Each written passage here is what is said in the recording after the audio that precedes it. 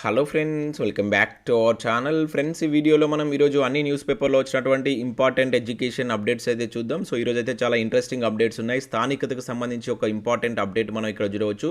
And police ఉద్యోగాలకు సంబంధించి ప్రామాణిక పుస్తకం లేదంటే ఒక అప్డేట్ మనం ఇక్కడ చూడవచ్చు. సింగరేణి ఉద్యోగాలకు సంబంధించిన నోటిఫికేషన్, అదేవిధంగా Tsspdcl నుంచి నోటిఫికేషన్ కావచ్చు, ఇంకా రామగుండం ఫెర్టిలైజర్ నుంచి కూడా మరొక నోటిఫికేషన్ అయితే రిలీజ్ కావడం జరిగింది. వారం రోజుల్లో మరొక నోటిఫికేషన్ అంటే ఇక్కడ మనం చూడవచ్చు. అదేవిధంగా అగ్నిపత్ బై సెగల్ అంటూ ఇలా చాలా ఇంట్రెస్టింగ్ అప్డేట్స్ అయితే ఈరోజు రావడం జరిగింది. సో వీటన్నిటికి సంబంధించిన ఇన్ఫర్మేషన్ వన్ బై వన్ చూద్దాం. సో వీడియో చూసిన ప్రతి ఒక్కరు ఖచ్చితంగా లైక్ చేయండి. చాలా మంది చూస్తున్నారు కానీ లైక్ చేయట్లేదు. సో ఈ వీడియోకి అయితే నేను 1000 లైక్స్ ఎక్స్పెక్ట్ చేస్తున్నాను. ఖచ్చితంగా లైక్ చేసి ఎవరికైతే యూజ్ ఉంటుందో వారికి షేర్ చేయండి. ఫ్రెండ్స్, నేను అకాడమీ ప్లాట్ఫామ్ మీద జనరల్ స్టడీస్ కావచ్చు, తెలంగాణ ఉద్యమ చరిత్రకు సంబంధించి, పాలిటిక్కి సంబంధించినటువంటి గ్రాండ్ టెస్ట్ అయితే ప్రతిరోజు కండక్ట్ చేస్తున్నాను.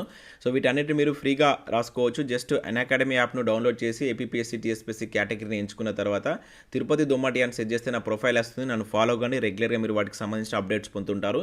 ఇక మీరు దీనిలో ప్లస్ సబ్స్క్రిప్షన్ తీసుకున్నట్లయితే ఇటువంటి ప్రోగ్రామ్స్, ఆస్క్ మీ ఎనీథింగ్ లాంటి ప్రోగ్రామ్స్ కండక్ట్ చేస్తూ లైవ్లో మీకు వచ్చిన డౌట్స్ను సబ్జెక్ట్ టీచర్స్ క్లారిఫై చేయడం జరుగుతుంది.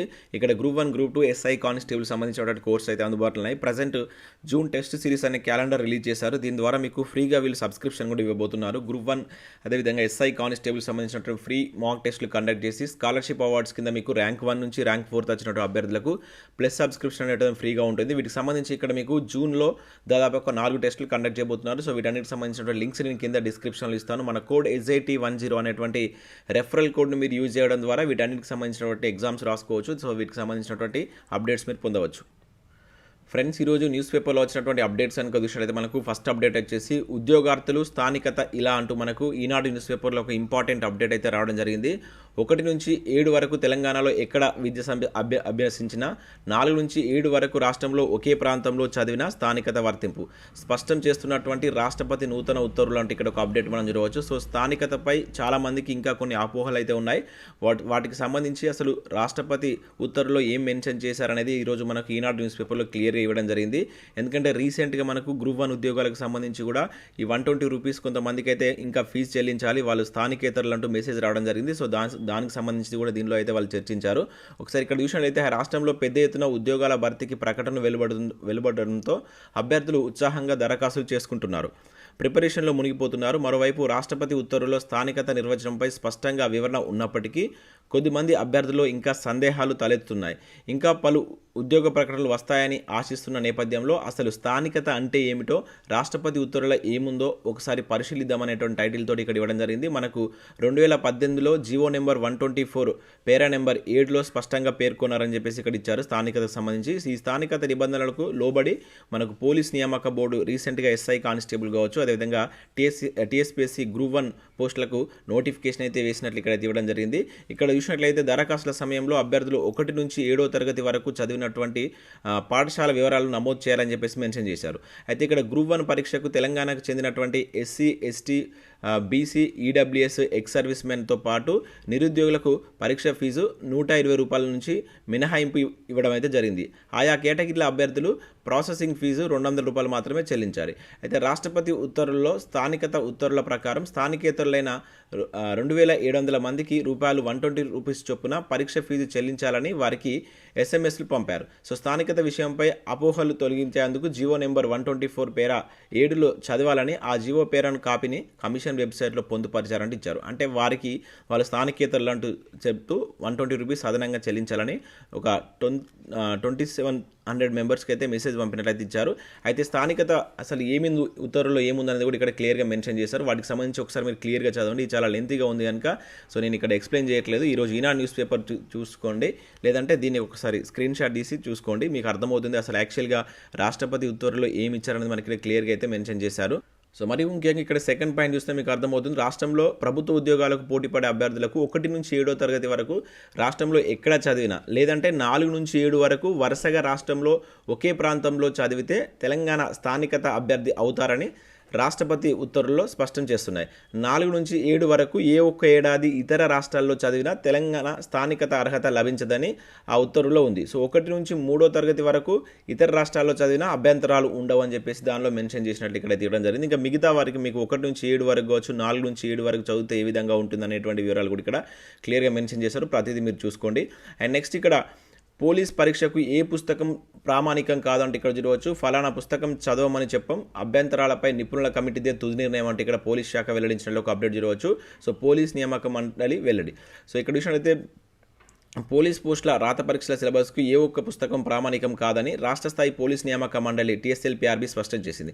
ఫలానా పుస్తకాలు చదవమని అభ్యర్థులకు తాము చెప్పబోమని వివరించింది. సో రాత పరీక్షలు ఇచ్చేటువంటి ప్రశ్నలపై తలెత్తే వివాదాల పరిష్కారానికి పాఠ్య పుస్తకాలను, తెలుగు అకాడమీ పుస్తకాలను తాము పరిగణలోకి తీసుకోబోమని పేర్కొంది. ప్రశ్నలపై అభ్యర్థులు అభ్యంతరం వ్యక్తం చేస్తే సబ్జెక్టు నిపుణుల కమిటీని సంప్రదిస్తామని తెలిపింది. సో అభ్యంతరాల పరిష్కారంలో కమిటీదే తుది నిర్ణయం అని చెప్పేసి పేర్కొన్నట్టు ఇక్కడ ఒక అప్డేట్ మనం చూడవచ్చు. సో దానికి సంబంధించి మనకు లాస్ట్ టైం కూడా సేమ్ ఇష్యూ అయితే రావడం జరిగింది. సో పోలీస్ నియామక మండలి అధికారులు స్పందిస్తూ సో గత నోటిఫికేషన్లో మనకి ఏంటంటే సో రాత పరీక్షల ప్రశ్నలపై పలువురు అభ్యంతరాలు వ్యక్తం చేశారు. సో తెలుగు అకాడమీ ఇతర పాఠ్య పుస్తకాలను అభ్యర్థులు ప్రామాణికంగా తీసుకొని కొన్ని ప్రశ్నలకు ప్రాథమిక కీలో తప్పుడు సమాధానం ఉందని మా దృష్టికి తీసుకువచ్చారు. కొందరు కోర్టును కూడా అప్పుడు ఆశ్రయించడం జరిగింది. అయితే ప్రశ్నలపై అభ్యంతరాలు పరిష్కరించేందుకు అప్పుడు విషయ నిపుణులతో ఒక కమిటీని వేసి ఆ కమిటీదే తుది నిర్ణయం తీసుకోవాలని చెప్పేసి మనకు లాస్ట్ టైం కోర్టు అయితే తీర్పు ఇవ్వడం జరిగింది. సో అటువంటి టైంలో మేము ఇప్పుడు ఏదైనా కూడా తుది నిర్ణయం అనేటువంటిది కమిటీదే ఉంటుందని చెప్పేసి పోలీస్ శాఖ అయితే వెల్లడించింది. అయితే ఈసారి వరల్డ్ జాగ్రఫీ నుంచి కూడా ప్రశ్నలు ఉంటాయని చెప్పేసి ఇక్కడ క్లియర్గా మెన్షన్ చేశారు. సో అభ్యర్థులు జాగ్రత్తగా చూడండి. సో 2018లో నిర్వహించినటువంటి రాత పరీక్షలో వరల్డ్ జాగ్రఫీ నుంచి కొన్ని ప్రశ్నలు వచ్చాయి, కానీ సిలబస్లో అంశం లేదని, ఇండియన్ జాగ్రఫీ మాత్రమే ఉందంటూ, దీంతో సిలబస్లో లేని అంశాలపై ప్రశ్నలు ఇచ్చారంటూ అభ్యర్థులు అభ్యంతరం వ్యక్తం చేశారు. సో దీంతో సిలబస్లో 9 ప్రశ్నలకు పోలీస్ నియామక మండలి మార్కులు కలిపింది. సో ఈసారి అలాంటి ఘటన జరగకుండా పోలీస్ నియామక మండలి జాగ్రత్త తీసుకుంది. సో ఈసారి మనకి ఇండియన్ జాగ్రఫీతో పాటు ప్రిన్సిపల్ ఆఫ్ జాగ్రఫీ అనే అంశాన్ని కొత్తగా సిలబస్లో చేరింది. అంటే దాదాపుగా దీనిలో జాగ్రఫీ, భూగోళ శాస్త్రానికి సంబంధించిన అన్ని అంశాలు వస్తాయని చెప్పేసి వాళ్ళు చెప్పారు. సో ఇండియన్ జాగ్రఫీ నుంచి కూడా ఈసారి ప్రశ్నలు ఉంటాయి, జాగ్రత్తగా చూసుకోండి పోలీసు అభ్యర్థులకు సంబంధించి.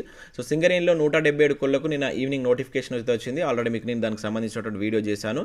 ఎక్స్టర్నల్ క్లర్క్ నోటిఫికేషన్ ఇది 20 నుంచి ఆన్లైన్లో దరఖాస్తులు. అయితే దీనికి సంబంధించి ఇంకా కంప్లీట్ నోటిఫికేషన్ అయితే మనకు అప్డేట్ చేయలేదు. వన్స్ నేను నోటిఫికేషన్ అప్డేట్ చేయగానే మరొక వీడియోలో అందించే ప్రయత్నం చేస్తాను. ఆ వీడియో కావాలనుకున్నారు లైక్ చేసి కింద కామెంట్ చేయండి. And next Tsspdcl sub engineer పోస్టులకు సంబంధించి నోటిఫికేషన్ అయితే రిలీజ్ కావడం జరిగింది. హైదరాబాద్లో ఉన్నటువంటి southern power distribution company of Telangana నుంచి 201 సబ్ ఇంజనీర్ పోస్టులకు సంబంధించి నోటిఫికేషన్ అయితే రిలీజ్ చేశారు. సో దీనికి డిప్లొమా గ్రాడ్యుయేషన్ అనేటువంటి ఉత్తీర్ణత ఉండాలి. జూలై 5 వరకు లాస్ట్ డేట్ ఉంది. ఇది మనకు రిలీజ్ అయ్యి దాదాపుగా 10 days అవుతుంది. సో ఈరోజు మనకు మళ్ళీ ఇక్కడ మనకైతే ఇవ్వడం జరిగింది. సో ఇంట్రెస్టెడ్ క్యాండిడేట్స్ ఎవరైనా ఉంటే ఈ ఇంజనీరింగ్లో ఎలక్ట్రికల్ ఇంజనీరింగ్ చేసినట్టు అభ్యర్థులు వీటికి అప్లై చేసుకోవచ్చు. సో ఒకసారి చూసి అప్లై చేసుకోండి. ఇంకా నెక్స్ట్ మనకు రామగుండం ఫెర్టిలైజర్ నుంచి కూడా మంచి నోటిఫికేషన్ అయితే రిలీజ్ కావడం జరిగింది. 41 వేకెన్సీస్ తోటి ఇంజనీర్ ప్రొడక్షన్ అసిస్టెంట్ మేనేజర్ కావచ్చు, సీనియర్ మేనేజర్ తదితర ఉద్యోగాలు అయితే ఉన్నాయి.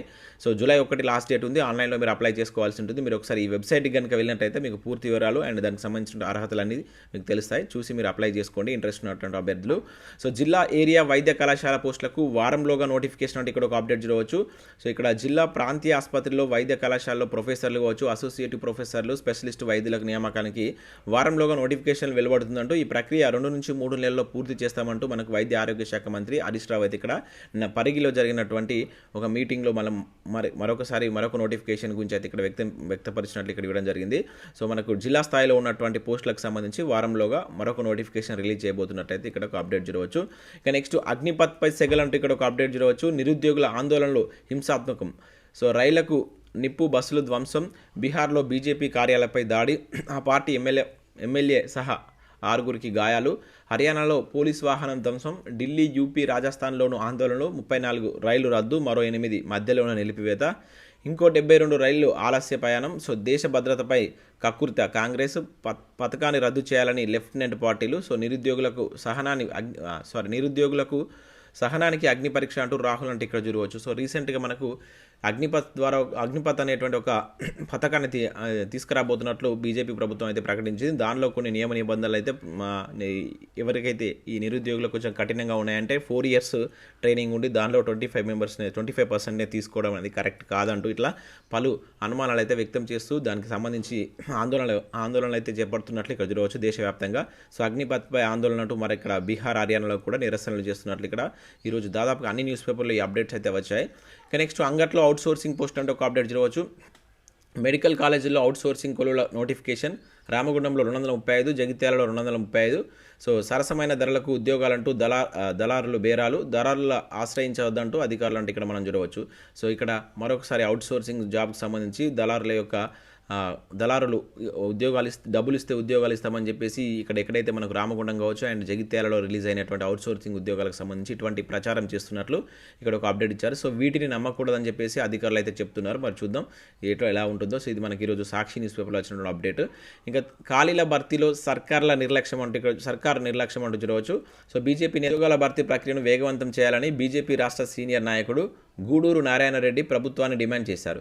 ఈ మేరకు గురువారం ఒక ప్రకటన విడుదల చేశారు. రిక్రూట్మెంట్ జాప్యం జరుగుతుండటంతో నిరుద్యోగులు నిరాశ చెందుతున్నారు. 80,000 ఉద్యోగాల భర్తీకి సంబంధించి సీఎం కేసీఆర్ అసెంబ్లీలో ప్రకటన చేసి 3 నెలలు గడుస్తున్నా ఆ ప్రక్రియ అత్తనడకగా సాగుతుందంటూ ఇక్కడ చెప్పడం జరిగింది. మొత్తం పోస్టులు ఎప్పుడు భర్తీ చేస్తారనేది తెలియని పరిస్థితి నెలకొంది. సో రాజకీయ లబ్ధి కోసమే నియామకాల ప్రక్రియను ఉద్దేశపూర్వకంగా జాప్యం చేస్తున్నట్లు తెలుస్తుందంటూ ఇక్కడ ఒక అప్డేట్ చూడవచ్చు.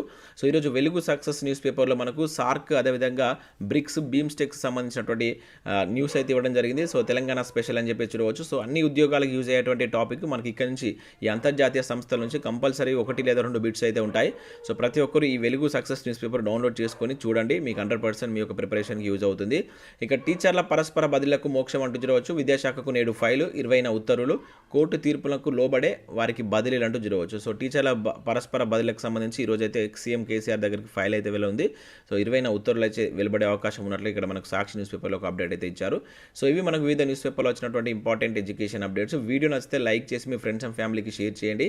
సో అదేవిధంగా మన ఛానల్ ద్వారా మేము గ్రూప్ 4 కావచ్చు అదేవిధంగా ఎస్ఐ కానిస్టేబుల్ సంబంధించినటువంటి కోర్సెస్ అయితే అందించడం జరుగుతుంది. జస్ట్ 500 రూపీస్కే 6 months వ్యాలిటీ తోటి ఈ కోర్స్ అయితే అందిస్తున్నాం. యాప్ను డౌన్లోడ్ చేసుకొని చూడండి. అక్కడ ఫ్రీ కంటెంట్ ఉంది.